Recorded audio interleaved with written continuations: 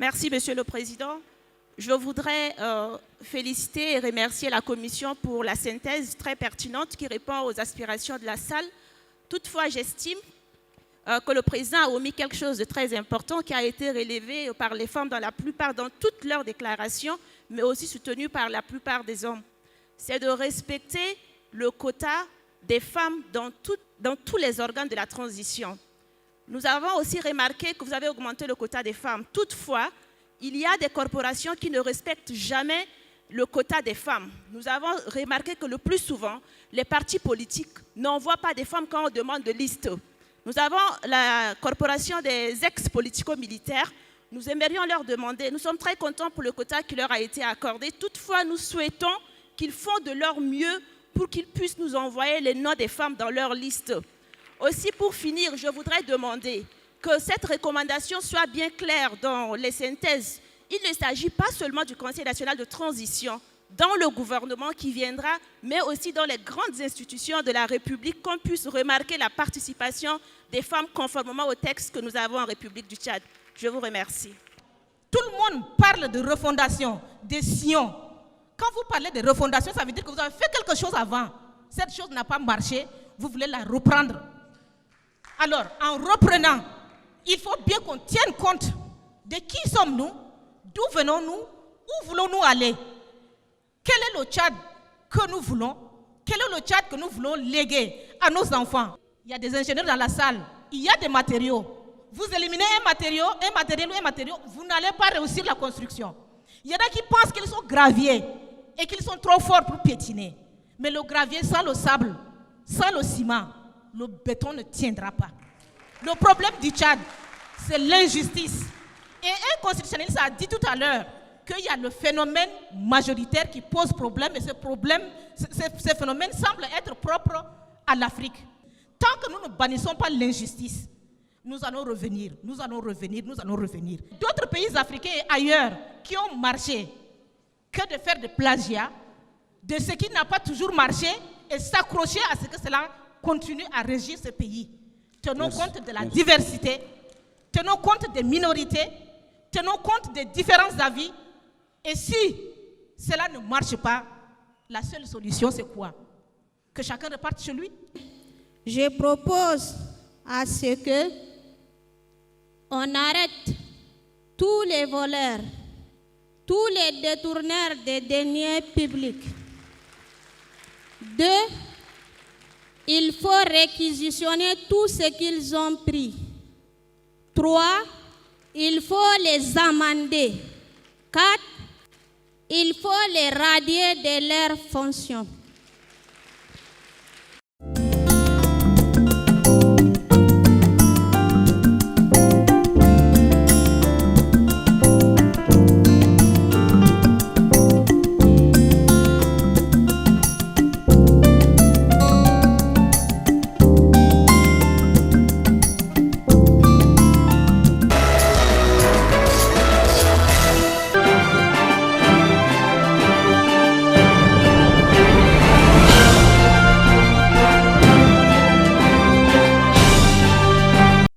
C'est avec un grand plaisir de vous retrouver au compte de ce journal et merci de choisir la télévision Annonce pour vous informer. Bienvenue dans votre édition. Le porte-parole de la présidence de la République, Brahim Mohamed, a fait un communiqué ce 1er mars 2023 et un communiqué relatif aux fausses informations sur le limogeage du ministre de la Sécurité publique. Suivez. Le 26 février 2023, il a plu au chef de l'État, président de la République, président du Conseil des ministres, de démettre de ses fonctions de ministre de la Sécurité publique et de l'immigration le général Idriss Dokonia Diker, le remplaçant ainsi par Mohamed Tcherfadine Margui, alors conseiller à la sécurité nationale. Cette démarche, au demeurant normale et courante dans l'administration, a malheureusement donné lieu à des supputations, les unes plus saugrenues que les autres. Le ministre sortant, appelé il y a une année pour une mission bien déterminée, a rempli celle-ci avec dévouement, ce qui lui a valu même des félicitations. Il est et demeure, en tant que haut cadre de l'armée, à la disposition de la République. Toute autre interprétation de ce qui est advenu n'est que baliverne, savamment distillée par les adeptes du sensationnel. La présidence de la République demande à la population de s'évertuer à s'informer via les sources officielles pour éviter d'être manipulés. Les citoyens du cadre nouveau, de quelque bord que ce soit, se doivent de véhiculer des informations vérifiées et vérifiables. Cela procède de la stabilité, si nécessaire. Le ministre des Affaires étrangères, ambassadeur Mohamed Saleh Al-Nedi, va accorder ce 1er mars 2023 une série d'audiences aux représentants des Fonds des Nations Unies pour la population et l'ambassadeur de l'Afrique du Sud pour le Tchad. Suivez le reportage de nos confrères de la télévision nationale. Double audience au ministère des Affaires étrangères, de Tchadiens et de l'étranger et de la coopération internationale. Senin Hunton, le représentant du Fonds des Nations Unies pour la population, est la première personnalité reçue par le ministère des Affaires étrangères, Mohamed Saleh Al-Nedi. Plusieurs questions sont inscrites à l'ordre du jour. Il était question de faire le point de la coopération du Fonds des Nations Unies pour la population ici au Tchad et recevoir ses orientations sur le nouveau programme qui est en cours d'élaboration. Ce sera le 8e programme de coopération. Après le représentant du Fonds des Nations Unies pour la population, c'est le tour de l'ambassadeur de l'Afrique du Sud au Tchad. La relance de la coopération bilatérale entre l'Afrique du Sud et le Tchad, le partage des informations, la sécurité ont fait l'objet de discussions entre les deux diplomates. Kela Joseph annonce l'arrivée d'une délégation sud-africaine au pays de Toumaï le 15 mars prochain pour une signature d'accord. Et puis, dans le cadre de ces activités, l'Office national pour la promotion de l'emploi, ONAPE, a fait une descente ce 1er mars 2023 dans les 2 sites de formation. Je parle en tant que le nom de toutes les filles, les 50 filles, qu'on a bénéficié de cette formation. On ne savait pas qu'on allait y arriver à ce niveau. Parce que le début de toute chose est toujours difficile. Mais au début, on était découragés. Mais la maman nous encourageait. Il dit, prenez votre courage et ça va aller. Et grâce à ce qu'elle nous a appris, elle nous a mis également de la pression. Et on est arrivé aujourd'hui jusqu'à la fin. C'est déjà un atout pour nous. Donc, on dit merci. Grand merci. Surtout à la maman, à l'ONAPE qui a initié cette activité-là pour nous, les filles mères. Aujourd'hui, ça nous permet déjà de se défendre. Ne pas demander encore de l'argent à nos parents, de demander quelque chose, papa donne-moi ceci, cela, non. Ça nous permet déjà de se défendre, de se prendre en charge, également, d'aider également nos parents. Et on dit Dieu merci, aujourd'hui on est arrivé à la fin. C'était déjà une joie pour nous, sinon on souffre tellement. Il y a certaines qui sont là avec des plateaux sur la tête, qui se promènent, et elles font leur marché, mais c'est difficile. Mais aujourd'hui on a déjà cette activité-là qui nous permet déjà de se défendre, d'être sur place.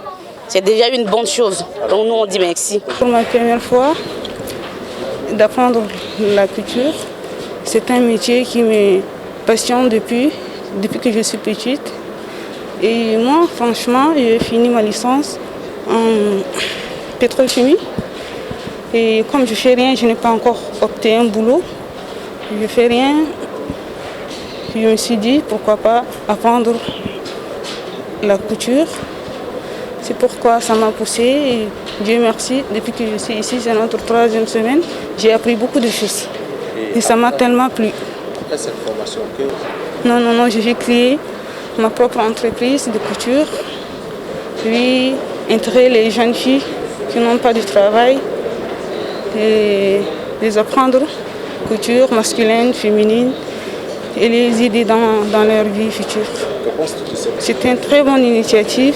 Ça aide beaucoup de personnes qui sont en chômage, les personnes qui n'ont pas de diplôme, les personnes qui n'ont pas été instruites. Ça va les encourager et ça va les ouvrir les yeux dans le monde en tout cas. Formation, nous sommes dans la 3e semaine de la formation. Et nous avons commencé d'abord par les connaissances des machines. Et nous avons évolué dans l'entretien des machines, les pédales, la maîtrise des pédales. Et nous sommes maintenant sur les boutonnières, les travaux faits à la main. Donc depuis 3 semaines, nous sommes sur tout ce que je viens de dire. Nous avons appris comment il faut pédaler la machine, comment il faut entretenir la machine et les boutonnières également. C'est ce que nous avons pu faire dans 3 semaines aujourd'hui. Vos impressions, bon, c'est pas compliqué. C'est pas compliqué. Ces apprenants, c'est des gens qui ont vraiment envie d'apprendre. Donc ça se passe bien. Ça se passe bien. Pensez-vous qu'à la fin de cette formation... Vraiment, pour ceux qui ont la volonté, d'abord la couture. La couture, c'est un art, c'est aussi un art comme tout autre art. Et il faut que la personne aime ce travail. Si la personne aime ce travail, il pourra maîtriser le travail et il sera capable de mettre en pratique tout ce que nous allons lui apprendre. Et puis la plateforme des organisations féminines a organisé ce 1er mars 2023 à la Maison de la Femme une cérémonie marquant le lancement officiel des activités de la Semaine nationale de la femme tchadienne édition 2023 en N'Djamena. Suivez le reportage de Omarida. Placé sous les thèmes femmes, paix, sécurité, justice et réconciliation pour un Tchad égalitaire, qui est la cérémonie marquant le lancement officiel des activités de la Semaine nationale de la femme tchadienne édition 2023 a commencé et a vu la présence de représentantes du ministre du Genre et de la Solidarité nationale, Madame le gouverneur de la ville d'N'Djamena, Madame le maire de la ville d'N'Djamena ainsi que le délégué provincial et d'autres invités venus pour la circonstance.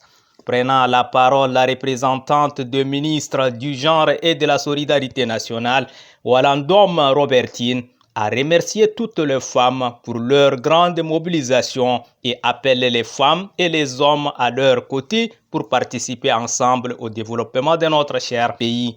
Cette circonstance solennelle pour procéder au lancement de la Semaine nationale de la femme tchadienne, c'est la fin, édition 2023, dont le site national est la ville de Sa, chef-lieu de la province du Moyen Chari, reconnue comme la ville verte et réputée comme pour son hospitalité. Je voudrais pour cette occasion remercier chacune et chacun de nous pour cette grande mobilisation inouïe qui traduit comme est votre engagement ici présent à accompagner les politiques du gouvernement de la transition en faveur de la femme. Depuis son institutionnalisation en 1990, révisé par le décret 0186-2022, puis le récent décret numéro 0302-2023 du 20 février 2023, la Semaine nationale de la femme tchadienne a connu une importante réforme dans son organisation et sa perception, permettant de prendre en compte l'aspect genre et le principe de vocation. Notons que la photo des familles a mis terme à la cérémonie. Et sur ce, c'est la ferme cette édition. Merci de l'avoir suivi. À demain, Inch'Allah.